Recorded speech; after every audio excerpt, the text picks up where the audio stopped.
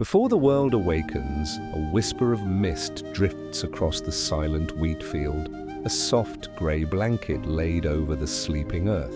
Against this ethereal backdrop, the scarecrow stands as a stark, solitary silhouette, its form a dark cross etched against the pre-dawn sky. It is a guardian in waiting, a silent observer poised for the day to begin, its straw-filled heart holding the stillness of the final moments of night. The air is cool, carrying the scent of soil and the promise of a sun yet to rise.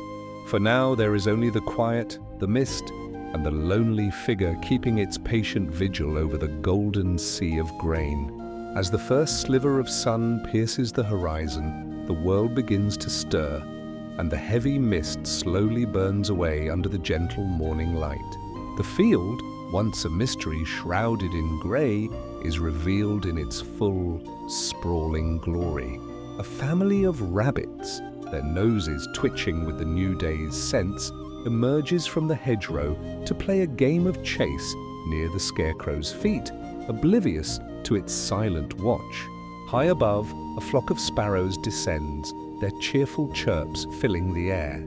A few brave birds land on its outstretched arms, testing the limits of its stillness, their small claws a light tickle on the rough burlap sleeve. They find no threat, only a sturdy perch, and soon depart, leaving the scarecrow to its quiet duty as the sun climbs higher. By midday, the sun hangs directly overhead, a brilliant hot eye in a vast cloudless sky. The world slows, seeking refuge from the heat. From a nearby farmhouse, a small child, driven by a gentle curiosity, wanders toward the field's edge. The scarecrow, a familiar yet intriguing figure, draws the child closer. With hesitant steps, the child reaches out a tiny hand, fingers tracing the frayed, stitched seam of the scarecrow's burlap glove. It is a touch of innocent connection, a brief acknowledgement of its existence. Before turning back, the child carefully tucks a single, bright yellow dandelion into the scarecrow's breast pocket, a small gift of color against the faded fabric, then runs back toward the safety of the farmhouse porch. The afternoon brings a change. The brilliant blue sky begins to surrender to a canvas of darkening grey clouds that roll in from the west. A hush falls over the field as the first drops of a gentle rain begin to fall, each one a soft patter on the dry leaves and the scarecrow's wide-brimmed hat. The world seems to hold its breath.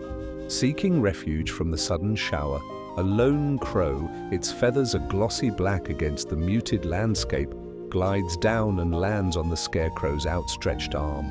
It finds a dry haven beneath the shelter of the hat, and for a long moment, the two figures share the rain-soaked quiet, the protector and the protected, bound by the simple need for shelter from the storm. As evening approaches, the rain ceases and the clouds part to reveal a sunset of breathtaking, fiery brilliance.